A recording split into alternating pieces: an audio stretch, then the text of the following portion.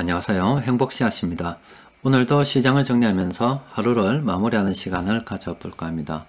오늘 우리 시장은 코스피도 코스닥도 하락 마감을 했습니다. 코스피 같은 경우는 0.81% 하락 마감을 했고 코스닥은 좀 많이 하락을 했습니다. 마이너스 1.98% 하락을 한 겁니다.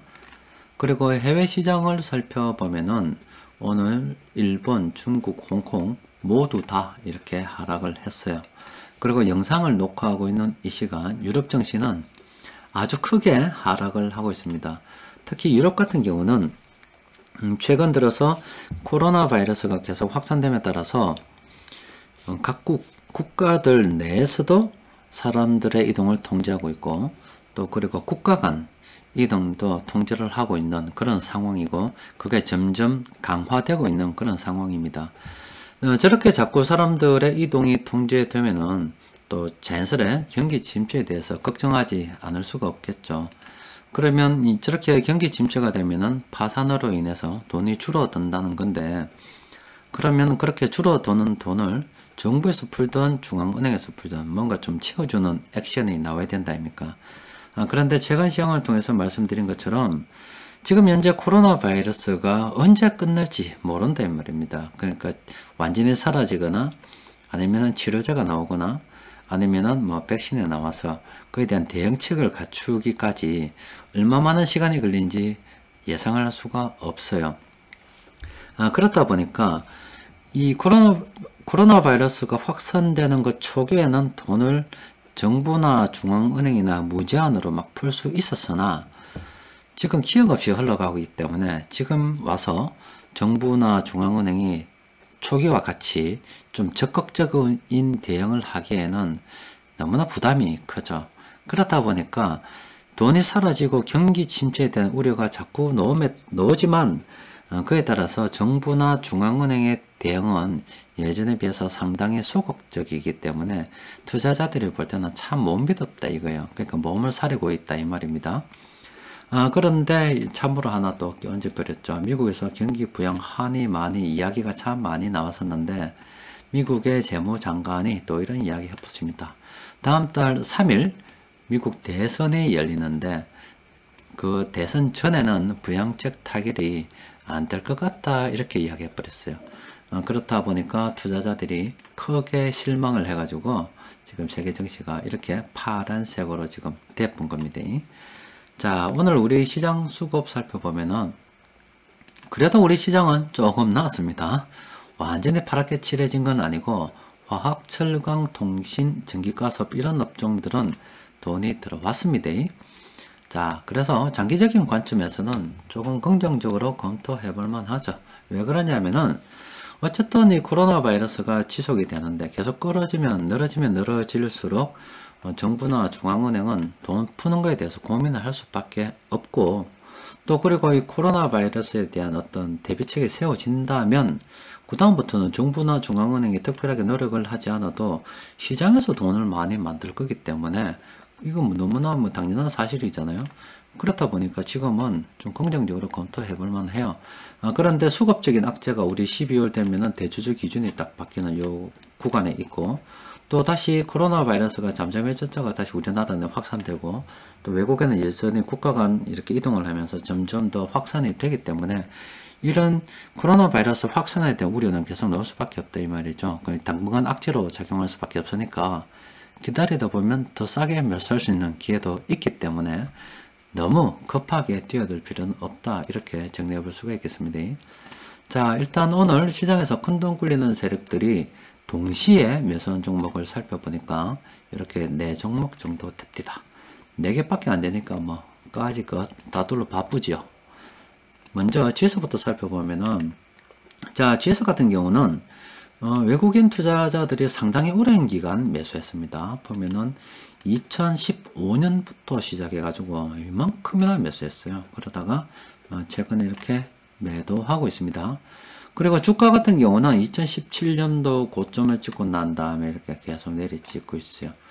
요건 그렇고 수급적인 상황도 일단 세력값 한번 볼까요? 자, 세력값을 봐도 지금 좋지 않습니다. 이렇게 2020년 들어서 엄청나게 지금 팔고 있는 중입니다. 근데 최근 들어서 자세히 보면 약간 꼬리가 좀 들리고 있긴 해요. 꼬리가 조금 들리고 있긴 한데 좀 더 자세히 한번 살펴보도록 합시다. 보면은 최근 일주일 정도 들어서 세력들이 다시 매수해서 들어오긴 합니다. 그동안 팔다가 이제서야 조금씩 들어온다 이 말이죠. 수급은 개선이 되려고 합니다. 그런데 기술적으로 보게 되면은 자, 이런 거는 제가 별로 추천해 드리지가 않죠. 이렇게 이동평균선이 아래쪽으로 깔고 간다 아닙니까? 이렇게 이게 추세가 좋지 않은 겁니다. 이런 상황에서 이렇게 올라온다는 것은 이거는 저항으로 보시면 돼요. 그러니까 기술적으로 그림이 좋지 않습니다. 원래 잘 가는 거는 기술적 분석으로 봐도 그림이 좋고 재무적으로도 좋고 수급적으로도 좋습니다. 다 좋은 게 좋은 거예요. 하나라도 삐딱하면 안 하는 게 좋습니다. 자, GS 같은 경우는 좀 더 기다려 보자 이렇게 생각해 볼 수가 있고, 자, 포스코는 앞서 본 지수하고 조금 다르죠. 보면 물론 외국인들이 최근에 팔고 있습니다만은 조금 이동평균선이 좀 들린다 아닙니까? 요거는 60일 이동평균선이에요. 한국전력도 보면 지금 뭐 들리는 건 아니지만 쫙 깔고 가고 있죠. 또 그리고 현대제철도 동시에 한번 보도록 합시다. 현대제철은 이렇게 포스코처럼 이동평균선이 이렇게 들리죠. 요건 60일 이동평균선이에요. 그래서 이 네 종목 중에서 GS가 가장 안 좋기 때문에 지금 당장 접근할 필요는 없겠다 이렇게 볼 수가 있겠습니다. 그리고 요거를 포스코 같은 경우는 조금 더 자세히 들여다보면은 수급이 금융투자 쪽에서는 뭐 계속 이렇게 10년간 매수가 들어오고 있어요. 계속 매수가 들어오고 있습니다. 그리고 최근 들어서 외국인은 좀 왔다 갔다 하지만 기관들이 최근 한 달 이렇게 매수해서 들어오고 있어요. 한 19만 7천 원 정도에서 들어오고 있습니다. 포스코 같은 경우는 장기적 관점에서 얼마든지 긍정적으로 검토해 볼 만합니다. 그리고 한국전력 같은 경우는 어제 다뤄드렸죠. 그래서 궁금하신 분들은 어제 마감 시황 참고하시면 되겠습니다. 그리고 현대제철 같은 경우도 뭐 상당히 괜찮죠. 이거는 현대차 따라가는 건데 최근 1분기 동안 수급이 상당히 좋습니다. 이렇게 수급이 상당히 좋아요. 그래서 현대제철도 장기적 관점에서 얼마든지 긍정적으로 검토해 볼 만합니다. 좀 멀리 오래 들고 가봐도 됩니다. 여튼 뭐 조금 장기적인 관점에서 보면은 현재 투자가 이보다 좋을 수는 없습니다. 어려우면 어려운 대로 정부나 중앙은행에서 돈이 풀 걸 기대할 수가 있고, 또 이 코로나 바이러스에 대한 대책이 만들어지게 되면은 이제 민간에서 막 움직이면서 돈이 풀 걸 기대할 수도 있기 때문에 상당히 지금 수급적으로도 괜찮고, 또 그리고 지금 단기적으로 조금 보게 되면은 코로나 바이러스가 다시 재확산되는 기간 동안, 그리고 12월 달 대주주 기준이 이렇게 바뀌는 약간의 어떤 변곡점이 있습니다. 수급적으로 또 재료적으로도 그래요. 그래서 너무 급하게 갈 필요는 없고 조금 기다려 가면서 내가 매수할 지점에 그때 당시의 현금 상황 살펴보면서, 현금이 좀 많은 분들은 좀 적극적으로 매수하고, 뭐 주식 비중이 많다 그러면 아직은 좀 현금 챙겨놨다가 좀 이따가 총알을 쏴도 되지 않겠나 싶습니다. 그렇게 총알을 쏴도 되는 시점에 대해서는 또 살펴보면서 그럴만하다 싶으면 또 말씀을 드리도록 할게요. 또 물론 오늘 요 보여드린 포스코, 한국전력, 현대제철 이 세 종목은 뭐 현금이 여유롭고 나 시장을 좀 장기적으로 본다 그러면 뭐 한방 땡겨 버릴 수도 있는 그런 종목들이죠.